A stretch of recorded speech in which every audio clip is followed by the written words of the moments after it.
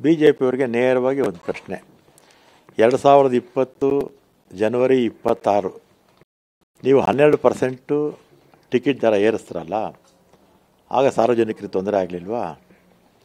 ಆಮೇಲೆ ನೀವು 2023ರಲ್ಲಿ ನನಗೆ ಅಧಿಕಾರ ಬಿಟ್ಟುಕೊಟ್ಟಾಗ 5,900 ಕೋಟಿ ಸಾಲ ಇಟ್ಟೋದ್ರಿ. 5,900 ಕೋಟಿ ನೀವು ಸಾಲ ಹಿಡದೇ ಇದ್ದರೆ ನಾವು ಟಿಕೆಟ್ ಬೆಲೆ ಏರಿಸೋ ಪ್ರಶ್ನೆನೇ ಬರ್ತಿರಲಿಲ್ಲ. ಆಮೇಲೆ 2020ರಲ್ಲಿ 5 ವರ್ಷಕ್ಕೆ ಮುಂಚೆ ಟಿಕೆಟ್ ದರ ಏರಿಸ್ತಾರಲ್ಲ, ಆ ಸಂದರ್ಭದಲ್ಲಿ ಡೀಸೆಲ್ಗೆ 9 ಕೋಟಿ ನಾವು ಖರ್ಚು ಮಾಡ್ತಾಯಿದ್ವಿ ಪ್ರತಿದಿನ. ಇವತ್ತು 13 ಕೋಟಿ ಆಗ್ತಾಯಿದೆ. ಅಂದರೆ ಒಂದು ದಿನಕ್ಕೆ 4 ಕೋಟಿ ಡೀಸೆಲ್ಗೆ ಜಾಸ್ತಿ ಖರ್ಚಾಗ್ತಾಯಿದೆ. ಆಗ 60 ರೂಪಾಯಿ, ಈಗ 90 ಚಿಲ್ಲರೆ.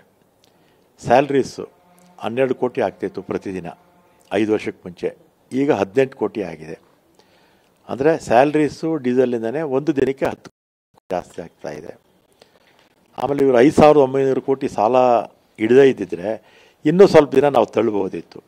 ಇಷ್ಟು ಸಾಲ, ಅಗಾಧವಾದ ಸಾಲ ನಿಟ್ಟೋಗಿ, ಮತ್ತು ಈ ಮೊಸಳೆ ಕಣ್ಣೀರು ಅಂತಾರಲ್ಲ ಬಿ ಜೆ ಪಿಯವ್ರದ್ದು, ಆ ರೀತಿ ಈಗ ನಾವು ಟಿಕೆಟ್ ದರ ಏರಿಸಿದ್ರಿಂದ ಸಾರ್ವಜನಿಕರಿಗೆ ತೊಂದರೆ ಆಯಿತು ಅಂತಾರೆ. 2020ರಲ್ಲಿ ಜನವರಿ 26ನೇ ತಾರೀಕು 12% ಏರಿಸಿದಾಗ ಸಾರ್ವಜನಿಕರಿಗೆ ತೊಂದರೆ ಆಗಲಿಲ್ವಾ?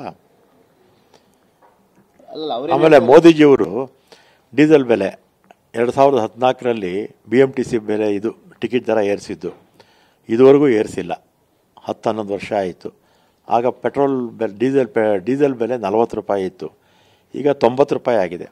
ಅಟ್ಲೀಸ್ಟ್ ಮೋದಿಯವರ ಸರ್ಕಾರ ನಮ್ಮ ಪಬ್ಲಿಕ್ ಸೆಕ್ಟರ್ಸ್ ಬಸ್ಸುಗಳಿದೆಯಲ್ಲ, BMTC, KSRTCಗೆ ಕನ್ಸೆಷನ್ ರೇಟಲ್ಲಿ ಡೀಸೆಲ್ ಬೆಲೆ ಕೊಟ್ಟರೆ, ನಮಗೆ ಡೀಸೆಲ್ ಕೊಟ್ಟರೆ ನಾವು ಕೂಡ ಖರ್ಚು ನಮಗೂ ಉಳಿಯುತ್ತೆ, ಆಗ ಸಾರ್ವಜನಿಕರಿಗೂ ಸಹಾಯ ಮಾಡಬೇಕು. ಈಗ ಗ್ಯಾರಂಟಿ ನಾವೇನು ಕೊಡಿ ಅಂತ ಹೇಳಿದ್ರೆ, ಉಚಿತವಾಗಿ ಬಸ್ ಪ್ರಯಾಣ ಯಾರು ಕೇಳಿದವರು? ಅವರ ಸರ್ಕಾರ ಅಧಿಕಾರಕ್ಕೆ ಬರಲಿಕ್ಕೋಸ್ಕರ ಗ್ಯಾರಂಟಿ ಕೊಟ್ಟು ಈಗ ಮತ್ತೆ ಜನರ ಮೇಲೆ ಹೊರೆ ಹಾಕ್ತಾ ಇದ್ದಾರೆ ಅಂತ ಹೇಳ್ತಾ ಇದ್ದಾರೆ. ಮಹಿಳೆಯರಿಗೆ ಈಗಲೂ ಕೂಡ ಉಚಿತನೇ. ಇವತ್ತೇನು ಟಿಕೆಟ್ ದರ ಜಾಸ್ತಿ ಆಗಿದೆ, ಮಹಿಳೆಯರಿಗೂ ಆಗುತ್ತಲ್ಲ, ಅದು ಸರ್ಕಾರನೇ ಭರಿಸುತ್ತೆ. ಆಮೇಲೆ ಇವ್ರು ಯಾರು ಬಸ್ಸಲ್ಲಿ ಓಡಾಡ್ತಾರೆ ಬಿ ಜೆ ಪಿಯವರು, ಯಾರು ಇದನ್ನು ಶಕ್ತಿನ ಟೀಕೆ ಮಾಡ್ತಾರೆ ಗೊತ್ತಾ? ಬೆಂಜ್ ಕಾರಲ್ಲಿ ಓಡಾಡೋರು, ಬೆಂಗಳೂರಲ್ಲಿ ದೊಡ್ಡ ದೊಡ್ಡ ಬಾಡಿಗೆ ಬರೋವಂಥವ್ರು, ಮಹಡಿ ಮನೆಗಳಲ್ಲಿರ್ತಕ್ಕಂಥವ್ರು, ಅವರು ಟೀಕೆ ಮಾಡ್ತಾರೆ ಅಷ್ಟೇ.